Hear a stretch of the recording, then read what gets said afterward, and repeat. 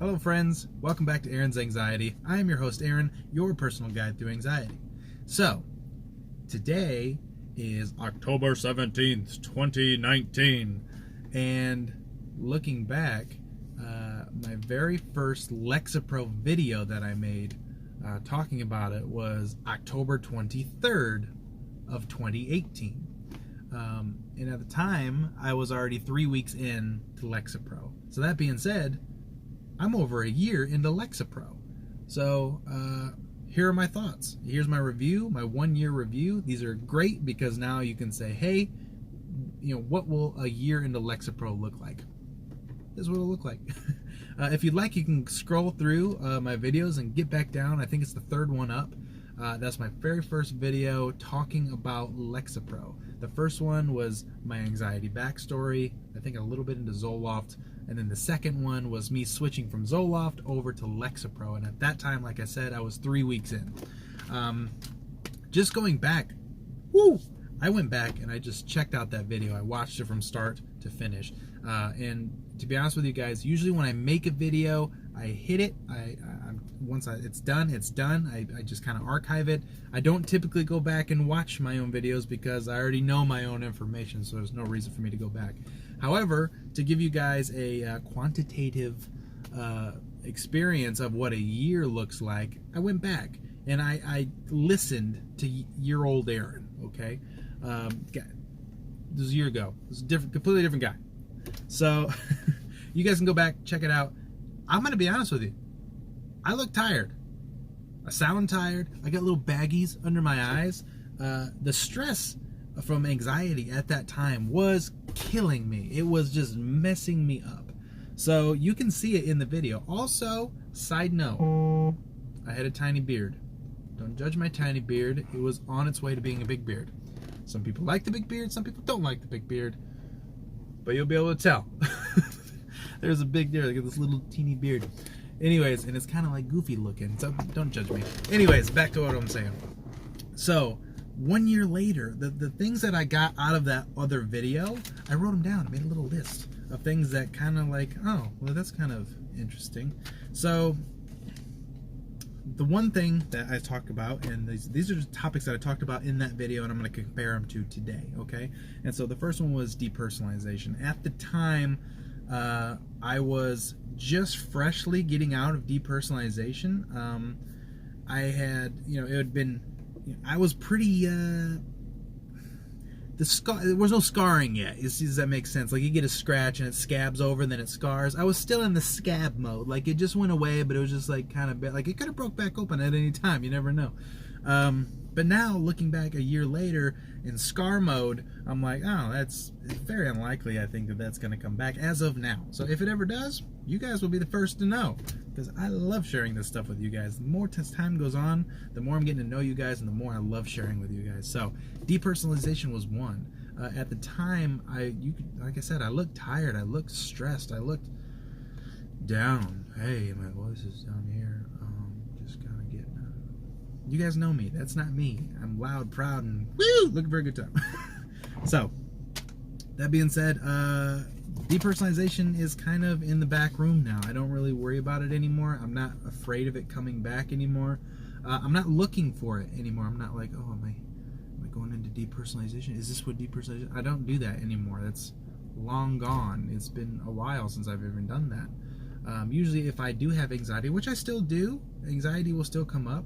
The best way to compare it in my mind, the way I compare it to people that don't have it, is it's kind of like having, this is going to sound weird, it's kind of like having like a disease, kind of like diabetes, in the wake that it's not like affecting you 24/7, like you're not like messed up from it all the time, but there are things you have to do. You have to take your insulin, you have to take your pill, you have to, and then there's things a long time that you, oh hey, insulin, I need some more blood sugar to go here, so I need to eat something sweet or take my insulin, blah blah blah. Okay, same thing with Lexapro. It's, you can tell when you've been off of it for a few days that, hey, I need to get my Lexapro. It's not good to be off of it for a few days, but if you're busy like me, it's gonna happen. It's only a matter of time. Trying not to do that as much as possible, especially in the beginning, because that's when everything is crucial. That's crunch time. First 3 months, don't mess with it. Always check out at least a month after, 3 weeks to a month after your first thing. You want to reschedule with your doctor to kind of go over it in case he wants to adjust anything. That takes the longest amount of time. So, back to the list. At the time, I even bring it up in the video, the Lexapro, the SSRIs, all these new chemicals being induced into my system, for some reason messed up my, I'm assuming my gut biome and my, how do you say, my bowels. I'm trying to say this gingerly. My bowels were,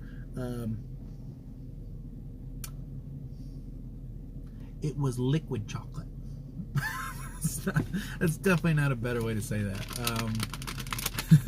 It was a bit loose coming out, if that makes sense. So that ended up going away. It started actually at the first, when I started with Zoloft, it started, and then when I switched over to Lexapro, that did it again. So if you do have that, it only happened a couple times, and then it was gone. It was good, but just know that that could happen. Of course, a year later, none of that's happening.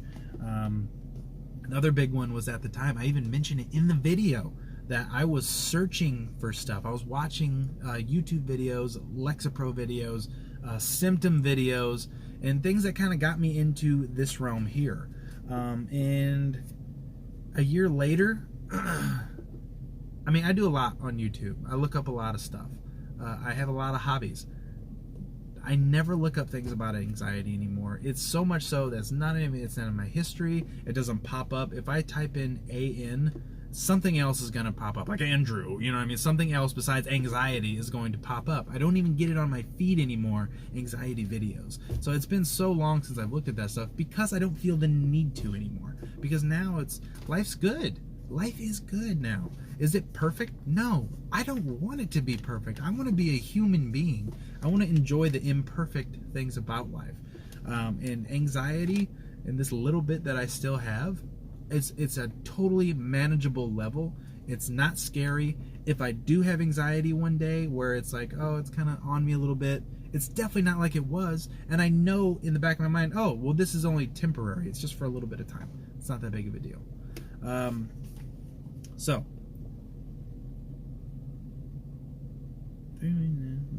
okay, at the time I was 3 weeks in. So that being said, at that time I was freshly getting all that stuff. So that was the time for symptoms, side effects, and things like that to be on the rise. And at the time, it looked like, from what I was saying, it looks like I was doing pretty good. But people with anxiety, especially in the beginning, we have a tendency of kind of sugarcoating a little bit. And I could tell, I know me, obviously, I am me. I could tell I was kind of sugarcoating a little bit of it, not much, but a little bit, trying to make the best. I'm always a glass half full, make the best of the situation kind of thing. And I was doing that a little bit, but not a whole lot, so I can be honest. But that being said, so done with the list, okay? Lexapro is an amazing drug. It is an amazing drug. It does take a while to get onto what's going to be the best drug for you, what's going to go the best with your body chemistry, and you just have to be patient, but it will come. Lexapro has the least amount of side effects. Supposedly, my doctor told me this, that it has the least amount of side effects, and it's one of the newer anxiety drugs out there. So if there's something bad with one of the other ones, they kind of fine-tune some of it out, you know, as they're getting it more and more perfected as we go along. And there's a lot of misconceptions out there, so be careful if you are doing review videos about this stuff. There is a lot of things that people have wrong. You have to keep in mind anecdotal information and actual factual information are a lot of times bipolar. Like, they're in the completely opposite directions, because people will give you, which is good, you want first-hand accounts of things, but at the same time, if it goes against fact, or sometimes people can see it one way, but that's not really what's happening. So like, I had a whole video on like memory loss, because that's a big one. People think that they're losing their memory when they're taking Lexapro. That's not a thing. It's never been a thing. It's never been a side effect of that drug. The problem is people are so focused on trying to keep track of every little thing that some of the things get lost. and your brain goes, oh, why do I need to know what color my socks were last Wednesday? I don't need to know that. So keep that in mind. So when you take Lexapro, it goes, hey, don't worry about that. You don't need that. You're not going to forget your birthday. You're not going to forget your family members. You're not going to forget any of that stuff. Nothing important will ever be lost. Like, you are fine. If it gets lost, it's not because of Lexapro, okay? So that being said, Lexapro is awesome. I definitely recommend it, especially if you're just starting out, because like I said, it's supposed to have the least amount of side effects, and so that is key. It's scary when you're first starting. You don't really know what to look for, but it's like you're kind of running blindly. And so, great analogy. If you've ever were a kid and you played in the woods at like nighttime, it is so hard to run in the woods at night because there's sticks and branches and bushes and rocks and all kinds of stuff. But usually if you start playing in the woods, eventually your eyes will adjust, and there you are. Now you're dodging, weaving, getting through all that stuff, that brush and debris, like you've always been, like it's just normal daylight. So that's the same thing. It takes a while for your body to get used to this system. It has to adjust, and once you do, then you can really start running, okay? So if you're just starting, be patient, patience. I've said it a million times, and I'm going to keep saying it because it's very, very important for your recovery. Patience is everything.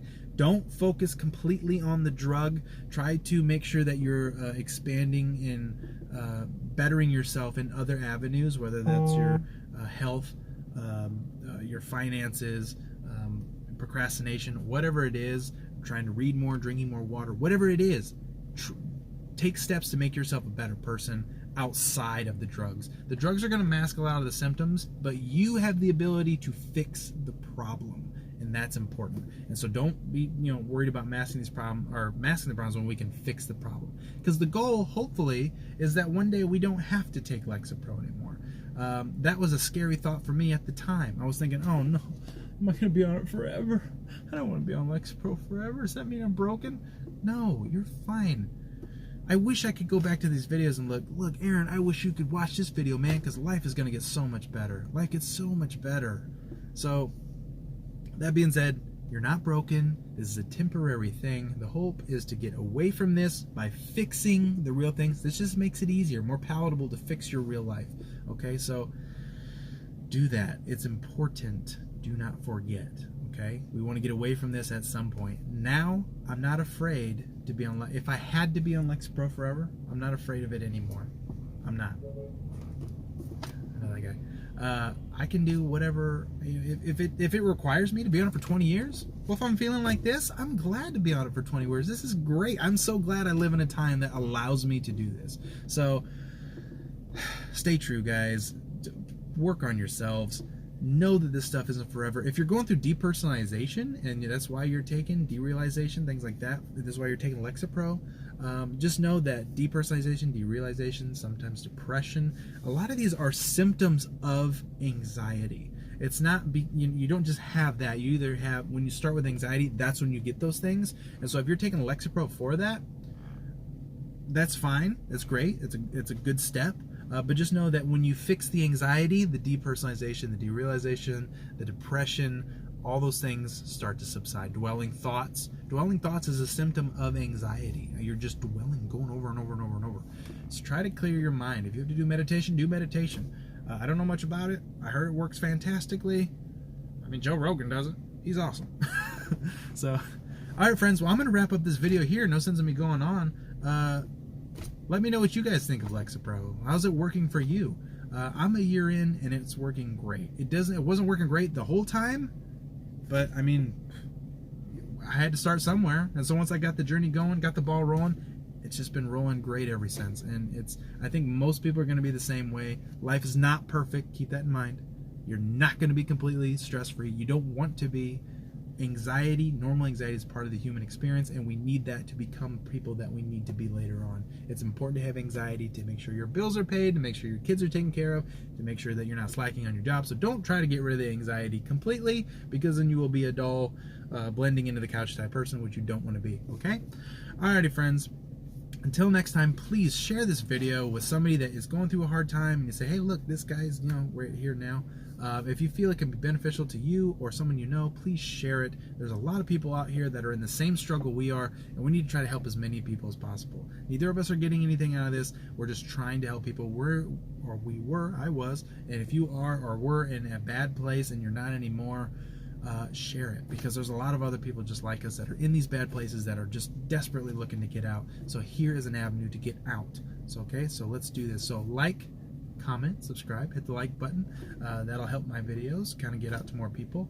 Obviously sharing, and hit the bell icon. If you hit the bell icon, that's going to give you a little notification that, hey, Aaron's making another video. If you're fresh to this channel, I have a lot of tips and tricks and ways to cope with anxiety and ways to deal with it. I have lots of videos already, so feel free to check those out and let me know what you think. And until next time, friends, I'm Aaron, you're awesome, and I'll see you in the next video.